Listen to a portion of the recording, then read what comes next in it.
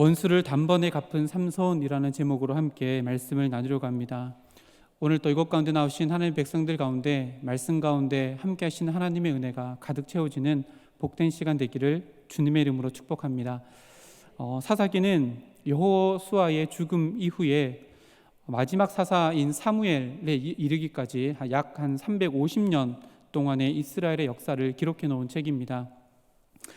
여호수아의 죽음 이후라는 말로 시작되는 이 사사기는 다른 의미로 말하면 출애굽 광야 시절이 모두 다 지나가고 가나안 정복과 또 가나안 정착의 시대를 다 지난 이후에 곧 약속의 땅에서의 첫 출발의 시대로 사사기가 시작했다는 것을 의미합니다.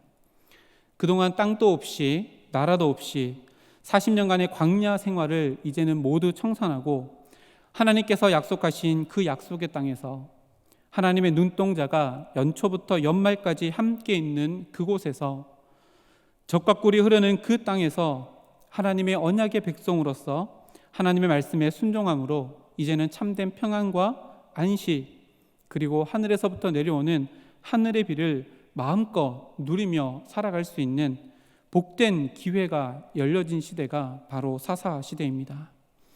이렇게 복된 기회로 시작된 이 사사 시대는 그 기대와는 달리 정말로 이스라엘의 역사 가운데 암울한 시대가 진행되어지고 있음을 오늘 말씀을 통해 보게 되어집니다.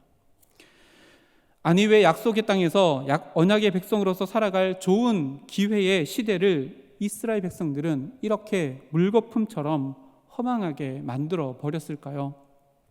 사사기 1장에 보면 가나안 땅에 정착하며 살면서 가나안 족속들을 쫓아내야 했지만 사사기 1장에 보면 그들이 믿음이 없음으로 인하여 가나안 족속을 쫓아내지 못하였고 때로는 의도적으로 자신들의 편리를 위해서 쫓아내지 않고 가나안 족속들을 노예로 부려먹는 이스라엘의 족속들도 생겨나게 되었습니다.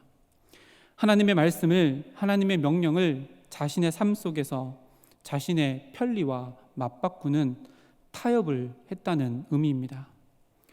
거대한 양의 물을 담고 있는 거대하고 견고한 댐이 무너지는 것은 작은 균열에서부터 시작된 것처럼 이스라엘 백성들의 가나안 땅에서의 이 무너짐은 세상과의 작은 타협에서부터 시작되어져서 하나님과의 관계에 균열을 만들고 처음에는 그 균열이 너무 작아서 보이지 않았을지 모르나 그것이 반복되어지면서 그 균열은 서서히 더 커져가고 그 순간은 알 수 없었지만 이제는 걷잡을 수 없을 만큼 파괴력을 가지고 있는 어둠의 시대로 몰아가는 시대가 바로 이 사사 시대입니다. 오늘 읽은 본문 바로 삼손이 사사로 있을 당시가 그 시대입니다. 사사기 1장에서 생기게 된 세상과의 타협으로부터 시작되어진 그 작은 균열은 이제 삼손 시대에 와서는 최악의 순간에 다다르게 되어집니다. 이 사사 시대에는 흐르는 악순환의 사이클로 불려지는 사이클이 있습니다. 그 사이클의 순서가 이렇게 되어집니다. 먼저는 이스라엘 백성들이 하나님께 범죄하게 되어집니다. 그리고 그 다음 사이클은 범죄로 인하여서 다른 강대국들의 압제를 받아 하나님의 심판을 받게 되어집니다. 세 번째 사이클은 그 압제로 말미암아 이스라엘 백성들이 부르짖어 회개하는 것입니다. 네 번째 사이클은 그 부르짖음을 하나님께서 들으시고 사사를 통해 이스라엘 백성들을 구원해 주시는 모습입니다. 다섯째는 그렇게 사사를 통해 평안을 누리는 것이며 여섯 번째는 그 평안 가운데 하나님을 잊어버리고 망각하는 시대가 바로 여섯 번째 사이클입니다. 그리고 마지막 일곱 번째는 재범죄하는 사이클이 바로 이 악순환의 사이클, 사사시대 350년 동안 계속해서 반복되어지는 악순환의 사이클입니다.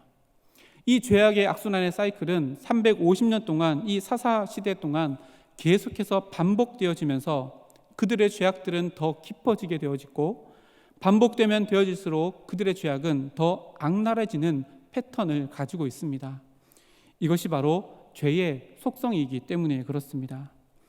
우리 속담에 바늘 도둑이 소도둑된다라고 하는 속담 말씀처럼 이스라엘의 죄악은 처음에는 자신의 편의를 위한 작은 타협으로부터, 작은 균열로부터 시작되었지만 그 작은 타협이 점점 커지고 악하여져서 이제는 하나님의 성전을 업신여기고 우상을 섬길 뿐만 아니라 하나님의 말씀은 온데간데 없고 그저 자신의 생각 따라, 자신의 기분 따라, 자신의 감정 따라 살아가는 시대가 되고 만 것이 바로 이 사사 시대입니다.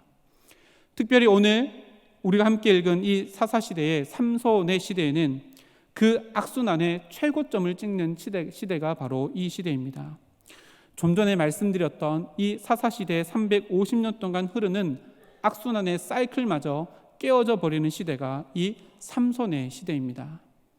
7개의 사이클에 있었는데요. 다시 한번 말씀드리면 첫째는 범죄, 둘째는 심판, 셋째는 부르짖음, 넷째는 사사를 통한 구원, 다섯째는 평안, 그리고 망각, 그리고 재범죄하는 이 사이클 가운데 삼손의 시대 때는 이 사이클의 세 번째 사이클에 해당하는 부르짖음이 빠져버린 시대가 되어집니다. 무엇을 의미할까요? 이스라엘 백성들이 자신들의 범죄로 인해서 블레셋에 의해 하나님의 심판을 받고 있으면서도 그것을 깨닫지 못했고 하나님께 자신의 죄악을 부르짖어 용서를 구하거나 회개조차 하지 못하는 상황 가운데 이르렀음을 성경은 기록합니다. 이제는 이 악순환의 사이클마저 무너져 버리고 완전히 영적으로 피폐해져 버리고 또 무감각해져 버렸으며 그들의 눈은 어두워져서 자신들의 죄악된 어리석은 모습을 전혀 보지 못하는 시대가 바로 이 사사 삼손의 시대였습니다. 이제 자신들의 삶이 심판받는 삶인 것조차 깨닫지 못하고 하나님께 부르짖는 것조차 하지 못하는 시대, 완전히 망가져버린 영적인 상태 가운데 암흑기가 이 사사 삼손이 활동하던 시대였습니다.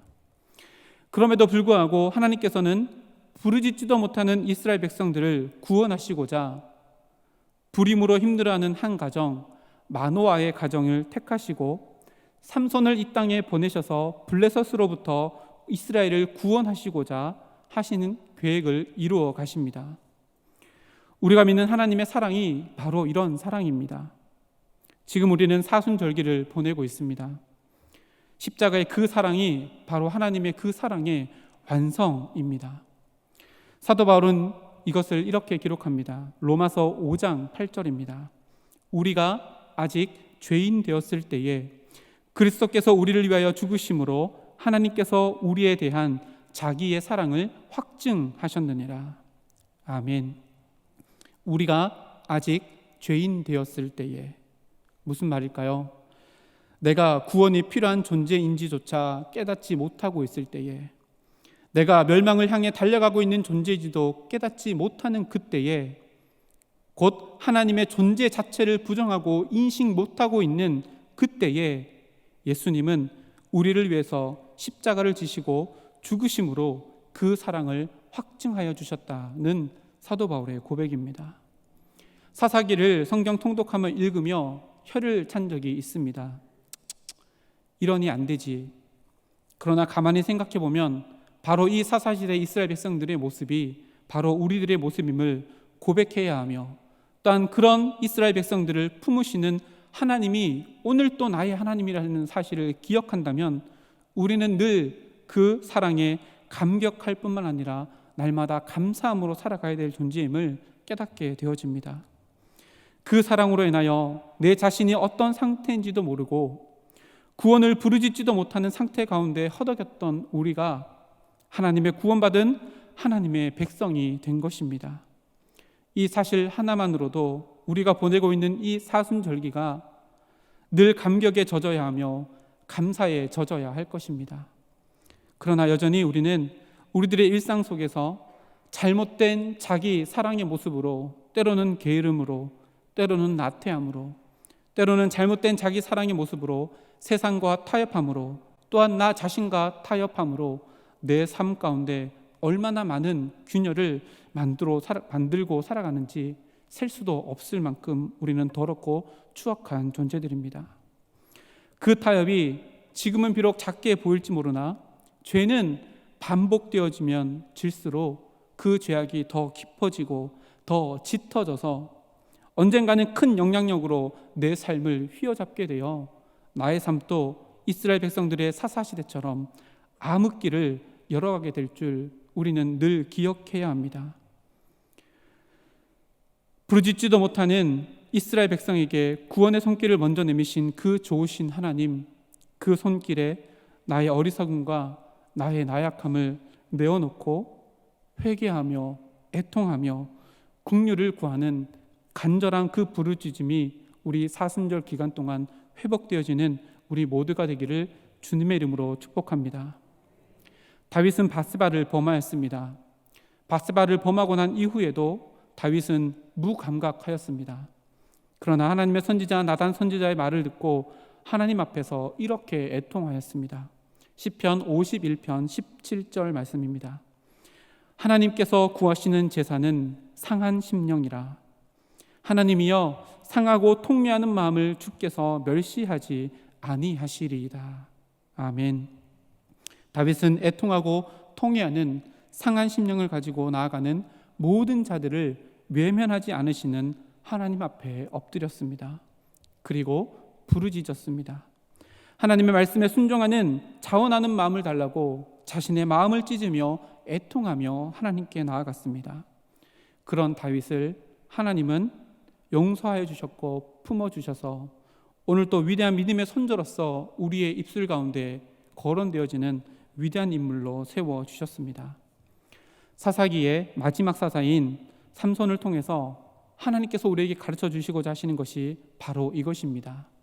부르짖으라, 내가 반드시 응답하여 구원하겠다. 이 하나님의 메시지를 가지고 오늘 삼손의 이야기를 해석하고 이해하면 삼손의 행동들을 더 잘 이해할 수 있을 것입니다. 삼손은 날 때부터 자신의 모든 인생을 하나님께 드려야 하는 나실인으로 태어났습니다. 나실인이라고 하는 것은 일정 기간이나 전 인생을 하나님께 드려 헌신된 자를 일컫는 말입니다. 그 나실인은 살면서 반드시 지켜야 하는 규칙이 3가지가 있었습니다.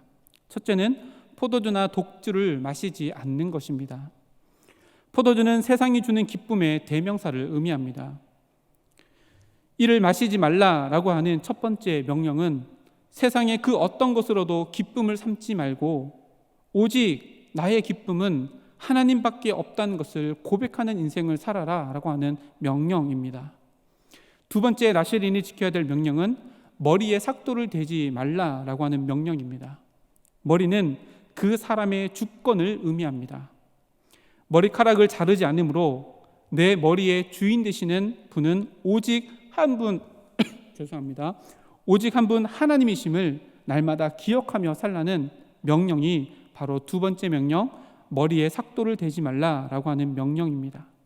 세 번째 나실인이 지켜야 될 명령은 시체에 가까이 하지 말라라고 하는 명령입니다. 시체는 죽음의 결과입니다. 성경에서 죽음은 죄의 삭시라고 기록합니다. 즉 시체를 가까이 하지 말라는 계명은 생명과 가까이 하는 인생을 살아라 라고 하는 명령입니다. 곧 생명의 근원 되신 하나님의 말씀과 가까이 하며 살아야 하고 세상의 죄악들과 세상의 풍조와는 구별된 삶을 살아가라 라고 하는 명령이 시체에 가까이 하지 말라 라고 하는 명령입니다.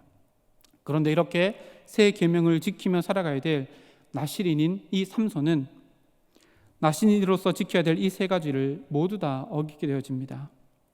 삼손은 포도주와 독주로 가득한 잔치를 즐기는 사람이었습니다. 그리고 삼손은 사자의 시체 속에 있는 꿀을 먹었고 죽은 나귀의 턱뼈를 만지는 경솔한 행동으로 그 명령을 어겼을 뿐만 아니라 들릴라의 유혹에 넘어가 자기 자신의 머리카락이 잘림으로 말미암아 자신의 머리가 되신 하나님과의 관계를 스스로 잘라버리는 참으로 어리석은 행동을 일관하며 살았던 사사가 바로 삼손입니다. 그렇게 삼손은 블레셋 사람들의 조롱거리가 되어 이제 다곤 신전의 기둥에 기대어 서 있는 비참한 신세가 되어진 그 장면을 오늘 말씀은 기록합니다. 읽지 않았지만 23절 24절 말씀에 이렇게 기록합니다. 블레셋 사람의 방백들이 이르되 우리의 신이 우리 원수 삼손을 우리 손에 넘겨주었다 하고 다 모여 그들의 신 다곤에게 큰 제사를 드리고 즐거워하며 백성들도 삼손을 보았으므로 이르되 우리의 땅을 망쳐놓고 우리의 많은 사람을 죽인 원수를 우리의 신이 우리 손에 넘겨주었다 하고 자기들의 신을 찬양하며 라고 기록합니다. 이 블레셋의 신전은 전형적으로 두 개의 큰 기둥이 그 지붕을 떠받치는 형태로 건축되었다고 합니다. 삼손은 그 기둥에 기대어 다곤 신에게 제사를 드리는 블레셋의 축제 현장에 그들의 승리의 눈여깃거리로 그곳에 초라하게 서 있습니다. 그리고 블레셋 사람들은 삼손이 제주를 부리게 하였는데요. 이 제주를 부리다라고 하는 단어가 사하크라고 하는 단어입니다. 그 뜻이 이렇습니다. 웃음을 짓다, 노래하며 춤을 추다라고 하는 의미입니다. 삼손은 머리가 잘리고 두 눈이 뽑히고 다곤 신상 앞에서 축제를 즐기는 원수 블레셋 사람들 앞에서 억지로 웃음을 지으며 서커스단의 광대처럼 우스꽝스러운 행동을 하며 때로는 노래를 부르기도 하고 때로는 춤을 추었다는 의미입니다. 누가요? 날 때부터 나실인으로 부름받은 사사 삼손이 지금 이러한 초라한 모습으로 비참한 장면의 주인공으로 서 있습니다. 사실 이런 삼손의 모습은 이스라엘 백성들의 그 당시의 모습을 대변하는 모습입니다. 약속의 땅에 살면서 세상과 타협하며 그저 그렇게 아무 문제 없이 그저 편하게만 살려고 하는 영적인 무감각에 빠져버린 이스라엘 백성들의 모습이 바로 이 삼손의 모습으로 대변되어지고 있는 것입니다. 자신들의 일상의 삶 속에서 만들었던 세상과의 작은 타협의 그 작은 균열이 낳은 비참한 결과의 모습입니다. 왜 이런 일이 이스라엘 백성들에게 또 사사 삼손에게 일어나게 되었을까요? 좀 전에 말씀드렸던 것처럼 악순환의 사이클에서 빠진 한 가지, 그것 때문입니다. 바로 부르짖지 않았기 때문입니다. 부르짖지 않았다는 것이 어떤 의미일까요? 하나님을 부르짖음의 대상으로 여기지 않았다는 것을 의미합니다. 즉 하나님을 하나님으로 인정하지 않았기 때문에 부르짖지 못했던 것입니다.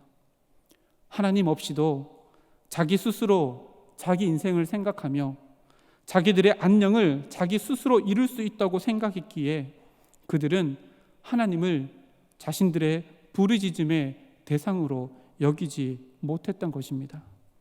그래서 하나님은 삼손의 마지막 이 모습을 통해 그 부르짖음이 얼마나 중요한지를 우리들에게 가르쳐 줍니다. 삼손은 다곤 신상 앞에서 잔치를 즐기고 있는 블레셋 사람을 위해 마치 서커스단의 광대처럼 춤추고 노래하며 억지로 웃음 짓다가 이제는 힘없는 소년의 손에 이끌리어 다곤 신전의 가장 눈에 띄는 곳, 다곤 신상의 지붕을 바치고 있는 그 두 기둥 쪽으로 걸어가게 되어집니다. 그곳이 블레셋 사람들, 즉 잔치에 참여한 블레셋 사람들의 눈에 가장 잘 보여 그들의 눈여깃거리가 되기에 가장 좋은 곳이기 때문입니다. 그렇게 그곳으로 끌려가며 삼손은 자기를 인도하는 그 힘없는 소년에게 이렇게 이야기합니다. 25절에서 26절 말씀입니다. 그들의 마음이 즐거울 때에 이르되 삼손을 불러다가 우리를 위하여 제주를 부르게 하자 하고 옥에서 삼손을 풀어내어 삼손이 그들을 위하여 제주를 부리니라. 그들이 삼손을 두 기둥 사이에 세웠더니 삼손이 자기 손을 붙든 소년에게 이르되 나에게 이 집을 버틴 기둥을 찾아 그것을 의지하게 하라 하니라. 아멘. 삼손은 자기의 손을 붙들고 자기를 인도하는 소년에게 다곤 신전을 버티고 있는 그 두 기둥에 기대어 설 수 있도록 인도해 달라고 부탁합니다. 그리고 성경은 그곳의 상황을 이렇게 기록합니다. 27절입니다. 그 집에는 남녀가 가득하니 블레셋 모든 방백들도 거기에 있고 지붕에 있는 남녀도 3,000명 가량이라. 다 삼손이 제주 부리는 것을 보더라. 그곳에는 다곤 신전의 지붕 아래에도 블레셋 모든 방백들, 지도자들이 있었고 그 신전의 지붕 위에도 3,000명의 남녀가 있었다고 기록합니다. 그 다곤 신전의 규모가 상당했다는 것을 유추해 볼 수 있습니다. 삼손은 그곳 다곤 신장을 버티고 있는 그 두 기둥에 기대어 삼손의 인생 가운데 가장 잘한 일을 하게 되어집니다. 그것이 무엇일까요? 오늘 본문 말씀 28절 말씀입니다. 우리 28절 말씀 다 같이 합독하시겠습니다. 시작. 삼손이 여호와께 부르짖어 이르되 주 여호와여 구하옵나니 나를 생각하옵소서. 하나님이여 구하옵나니 이번만 나를 강하게 하사 나의 두 눈을 뺀 블레셋 사람에게 원수를 단번에 갚게 하옵소서 하고. 아멘. 삼손이 여호와께 부르짖어 이르되, 삼손이 자신의 인생 가운데 가장 잘한 일, 그것은 바로 하나님께 부르짖는 일이었습니다. 하나님을 하나님으로 인정하는 일, 바로 애통하는 그 부르짖음의 대상을 하나님으로 두고 간절하고 애통하는 마음으로 부르짖는 일, 삼손의 일생 가운데 가장 잘한 일입니다. 하나님의 권위와 하나님의 말씀의 권위가 땅에 떨어져 이제는 더 이상 애통함도 없고 자복함이 없는 그 시대에 하나님이 바라시고 원하시는 하나님의 백성의 모습은 바로 이런 모습입니다. 하나님을 하나님으로 인정하고 하나님께 나의 아픔과 슬픔, 나의 연약함을 아뢰이는 부르짖음의 대상으로 여기고 그 하나님께 나의 마음을 찢으며 애통하는 그 부르짖음을 하나님은 원하셨던 것입니다. 삼손은 이 부르짖음으로 인해서 사사의 사명을 잘 감당하고 이렇게 마무리하게 되어집니다. 29절에서 30절 말씀입니다. 삼손이 집을 버틴 두 기둥 가운데 하나는 왼손으로 하나는 오른손으로 껴 의지하고 삼손이 이르되 블레셋 사람과 함께 죽기를 원하노라 하고 힘을 다하여 몸을 굽히매 그 집이 곧 무너져 그 안에 있는 모든 방백들과 온 백성에게 덮이니 삼손이 죽을 때에 죽인 자가 살아있을 때에 죽인 자보다 더욱 많았더라. 아멘. 하나님은 모든 것을 합력하여서 선을 이루시는 전지전능하신 하나님이십니다. 만약 삼손이 사사로서의 사명을 하나님께 부르짖음으로 일괄하였다면 아마도 사사기의 이 마지막 내용은 완전히 바뀌었을 것입니다. 삼손이 가진 하나님께서 주신 능력, 그리고 부르짖는 영적인 능력이 더해져서 아마도 전무후무한 사사로서의 그 명성과 아름다운 본이 되어지는 업적을 남길 수 있었던 인물이 바로 삼손이었을 것입니다. 그러나 삼손은 그 모든 것에서 실패하였습니다. 그러나 하나님은 결국 삼손의 그런 모든 모습들을 통하여서도 우리들에게 말씀하고 계십니다. 삼손의 그런 부르짖음을 들어주신 하나님께서는 지금 또 살아계셔서 무엇을 간구하든 들어 응답하시는 하나님이시라고 우리들에게 말씀하고 계십니다. 이스라엘의 역사를 보면 하나님께 부르짖지 못했던 시대의 특징들이 선명하게 드러납니다. 사사시대 이스라엘 백성들이 하나님께 부르짖지 못한 이유를 사사기 마지막 장 마지막 절은 이렇게 기록합니다. 사사기 21장 25절 말씀입니다. 그때에 이스라엘이 왕이 없으므로 사람이 각기 자기 소견에 옳은 대로 행하였더라. 아멘. 사사시대에 이스라엘 백성들이 하나님께 부르짖지 못한 이유가 바로 이것입니다. 하나님의 말씀을 상실하고 하나님을 왕으로 여기지 아니하고 그저 자기 자신의 생각대로 살아갔던 삶이기에 그들은 하나님을 부르짖음의 대상으로 여기지도 못했을 뿐만 아니라 하나님의 말씀의 권위는 땅에 떨어졌고 그 말씀의 권위가 떨어진 것처럼 하나님의 권위도 땅에 떨어졌기에 짓밟혔기에 그들은 하나님을 부르짖지 못했던 것입니다. 하나님을 하나님으로 인정하지 않는 시대는 하나님의 말씀의 능력이 바닥에 떨어진 시대이며 결국 하나님께 부르짖지 못하는 시대가 되어지고 하나님께 부르짖지 못하는 시대가 되니 하나님의 역사가 전무한 시대가 되어지고 마는 것입니다. 이스라엘 역사 가운데 또 다른 시대가 있습니다. 바로 예레미야가 활동했던 시대입니다. 예레미야는 남유다가 멸망하는 말기에 그 암울한 시대 상황 가운데 약 40년간 활동했던 선지자입니다. 온갖 죄악들과 범죄 그리고 우상 숭배를 통해 하나님의 권위는 이미 땅에 떨어져 있고 하나님의 말씀의 권위는 온데간데 없던 그 시대 가운데 예레미야는 활동했습니다. 하나님께 드려지는 제사는 더럽혀진 시대가 되었고 더 이상 하나님을 부르짖음의 대상으로 여기지 않는 시대가 바로 남유다 왕국의 말기의 모습이었습니다. 그런 시대의 상황 가운데 예레미야서가 기록되어져 있고 예레미야서에서 가장 많이 반복적으로 기록되어져 있는 구절이 있습니다. 그 구절은 바로 예레미야 2장 5절 말씀입니다. 이렇게 기록됩니다. 예레미야 2장 5절입니다. 나 여호와가 이와 같이 말하노라. 나 여호와가 이와 같이 말하노라. 이 동일한 구절이 예레미야서에 무려 157회나 기록되어져 있습니다. 나 여호와가 이와 같이 말하노라.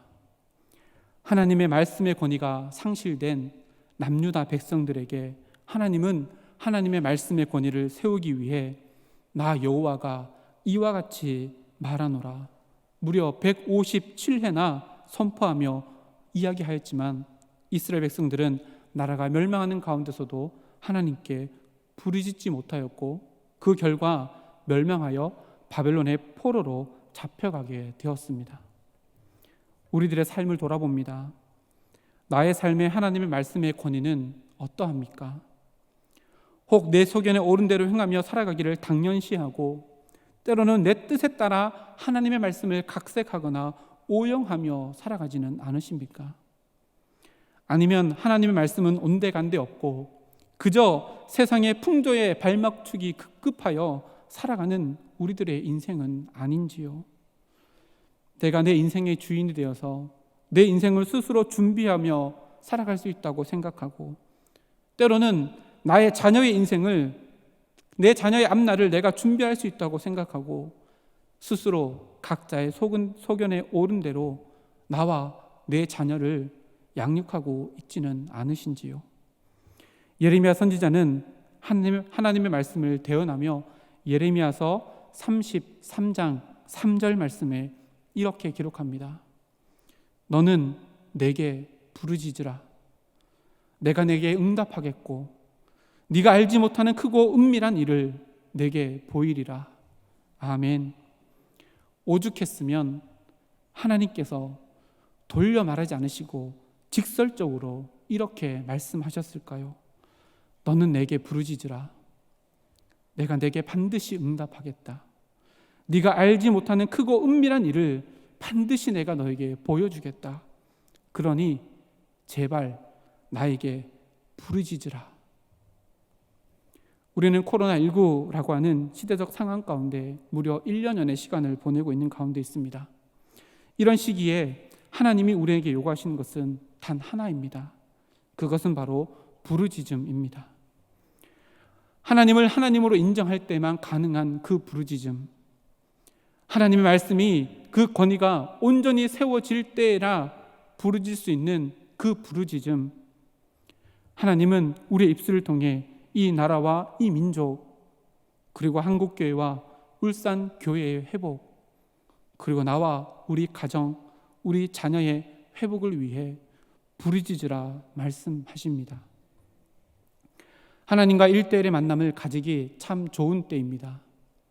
정부에서 앞장서서 다른 만남을 가지지 말고 하나님과의 만남을 가지라. 사회적 거리 두기를 통해 하나님과의 거리를 좁히는 이 시대가 코로나의 시대입니다. 이런 기회를 선용할 수 있는 우리 모두가 되기를 주님의 이름으로 축복합니다. 삼손은 오늘 기록된 이 삼손의 마지막 이 날을 잊기 전에 삼손은 이미 부르짖음의 참맛을 보았던 사사입니다. 바로 사사기 15장의 이야기입니다. 나귀의 톡뼈로 블레셋 사람 1000명을 죽였던 그 사건 이후에 삼손은 목이 말라 하나님께 부르짖습니다. 15장 18절 말씀입니다.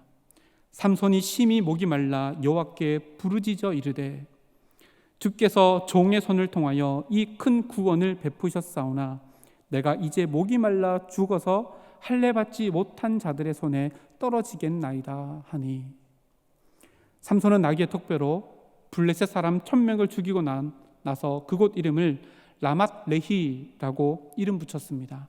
라맛 레히라고 하는 뜻은 턱뼈의 언덕이라고 하는 뜻입니다. 삼손의 자기 업적을 기념하기 위한 이름이었습니다. 그 후에 삼손은 목이 말라 하나님께 부르짖습니다. 하나님, 목이 말라 죽겠습니다. 도와주십시오. 하나님은 이 삼손의 작은, 그리고 어떻게 보면 하찮은 부르짖음에 응답하여 주셨습니다. 19절 말씀입니다. 하나님이 레히에서 한 우묵한 곳을 터뜨리시니 거기서 물이 솟아나오는지라 삼손이 그것을 마시고 정신이 회복되어 소생하니 그러므로 그 샘 이름을 엔학고레라 불렀으며 그 샘이 오늘까지 레히에 있었더라. 아멘. 하나님은 그 라맛 레히 가운데 한 우묵한 곳을 터뜨리시어 목이 말라 부르짖었던 삼손의 응답에 응답하여 주셔서 물을 허락해 주셨습니다. 삼손은 그 물을 마시고 정신을 회복하여 그곳에 있는 우물을 엔학고레, 그 의미는 부르짖는 자의 우물이라고 하는 뜻을 담아 그곳의 이름을 엔학고레라고 짓게 되어집니다. 삼손은 이미 하나님의 권위를 인정하고 하나님이 부르짖음의 대상이 되어지고 하나님의 말씀에 순종하여 부르짖을 때에 하나님께서 응답하여 주시는 그 응답의 맛을, 엔학고레의 경험을 가지고 있었던 사사였습니다. 그럼에도 불구하고 삼손은 들릴라의 유혹 가운데 부르짖지 못하였기에 넘어져 두 눈이 뽑히고 머리카락이 잘리고 놋줄에 매여 옥에서 맷돌을 돌리는 비참한 존재로 전락하고 만 것입니다. 무엇을 의미할까요? 부르짖음, 이것은 절대로 한 번으로 끝나지 아니하고 절대로 멈춰서는 안 된다는 것을 우리들에게 가르쳐 줍니다. 사무엘이 고백하였던 것처럼, 선포하였던 것처럼 나는 기도하는 죄를 범하지 않겠노라. 우리도 이렇게 고백할 수 있기를 주님의 이름으로 축복합니다. 오늘 권사님께서도 기도 가운데 말씀해 주셨는데요, 데살로니가 전서에서도 하나님의 뜻이 쉬지 말고 기도하라 라고 성경은 기록합니다. 우리의 모든 자리마다 우리의 그곳이 엔학고레의 자리가 되어지기를 소망합니다. 부르짖는 자의 우물이 우리의 삶의 곳곳에 만들어질 때에 하나님의 역사심이 그 기도의 자리 가운데 세워지는, 하나님께서 이끌어 가시는 우리들의 삶이 되어지고 하나님의 권위가 세워지고 하나님의 하나님됨이 세워지는, 하나님의 나라의 백성으로서 세워지는 온전한 우리의 삶으로 회복되어질 것입니다. 성경 읽기, 성경 공부를 통해 내 삶 가운데 하나님의 권위가 회복되어질 때에 우리의 부르짖음이 회복되어집니다. 그 부르짖음이 회복되어질 때에 하나님의 하나님 되심이 회복되어지고 우리가 하나님의 백성으로서 온전히 회복되어진다는 말씀입니다. 눈치채셨는지 모르겠지만 오늘의 말씀의 본문과 제목은 우리 교회 주보에 있는 가정예배의 본문과 제목과 동일합니다. 저는 우리 교회에 와서 2019년도 9월부터 오늘 주보에 있는 가정예배 본문을 가지고 새벽마다 묵상을 하고 우리 청년들과 나누고 있습니다. 지금까지 그렇게 나누었던 모든 묵상들이 오늘 아침에 무려 2300페이지가 넘었습니다. 제가 그렇게 묵상을 새벽마다 써서 청년들에게 보내고 교육부 1부 선생님들에게, 교육 2부 선생님들에게 보내며 한 가지 꿈을 꿉니다. 하나님, 울산제일교회 모든 콩나무시루 교육부의 가정마다 하나님을 예배하는 가정예배가 세워질 수 있도록, 그래서 하나님께 부르짖는 가정이 되게 하시고, 가정마다 하나님의 말씀의 권위, 또 하나님의 권위가 온전히 세워지는 콩나무시루 모든 가정들 되어질 수 있도록 인도하여 주십시오 라고 기도하며 2019년 9월에 시작했던 그 말씀 나눔이 지금까지 이어지고 있습니다. 제가 교육부를 담당하는 목사로서가 아니라 간절한 마음으로 여러분께 간구합니다. 교육부에서요, 우리 모든 가정마다 가정예배를 지원하고자 꾸러미를 만들었습니다. 무슨 얘기하는지 처음 듣는 분 계시다면 제 마음이 굉장히 속상할 것 같습니다. 2층에 나가면 정 가운데에 만들어져 있는 그겁니다. 예배볼을 만들고 작은 나무 십자가를 담아져 있고, 또 우리 위임 목사님의 격려 편지, 그리고 많은 다양한 예배에 활용할 수 있는 것들이 담겨져 있습니다. 바라고 원하옵기는 이 코로나 시대 가운데 세상의 모든 만남을 다 거부하라고 정부에서 앞장서서 우리들에게 하나님과의 관계를 맺으라고 주신 이 아름다운 기회에 모든 가정마다 하나님이 하나님 되시고 하나님의 말씀의 권위가 세워지는 그 가정 예배가 온전히 세워져서 부르짖음의 대상이 온전히 이 세상의 그 어떤 것이 아니라 하나님밖에 없음을 우리 부모가 자녀에게 본이 되어져서 가르쳐 줄 수 있는 우리 울산제일교회 모든 권속들의 가정들이 되기를 소망합니다. 우리가 부르짖어 기도하는 그 자리가 바로 하나님께서 역사하시는 자리가 되어질 것입니다. 나실인으로 태어났지만 어리석음으로 일관하며 살아왔던 이 삼손의 그 마지막 부르짖음에도 기꺼이 응답해 주신 하나님께서는 오늘 또 살아계십니다.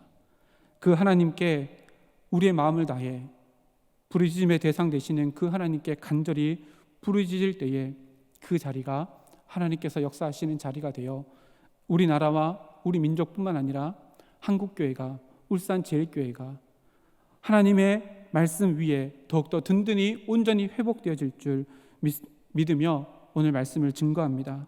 그 부르짖음의 함성이 우리 모두의 가정, 그리고 우리 울산제일교회와 더 나아가 한국교회에 울려 퍼지기를 소망합니다.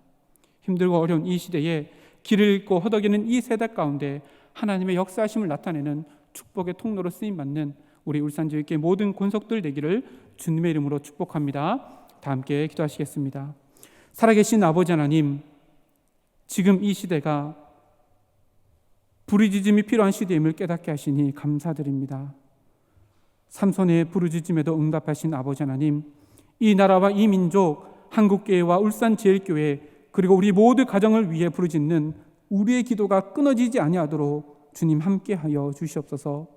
우리가 부르짖어 기도하는 그 모든 자리가 하나님의 뜻하심과 역사하심이 이루어지는 자리임을 기억하며 내 삶에 하나님의 권위를 세워가고 하나님의 말씀에 순종함으로 말씀의 권위를 세워나가 하나님의 뜻을 이루어가는 온전한 회복을 이루어가는 우리 모두가 되어질 수 있도록 복내려 주시옵소서. 모든 것 감사드리며 우리를 구원하신 예수님의 이름으로 기도드립니다. 아멘.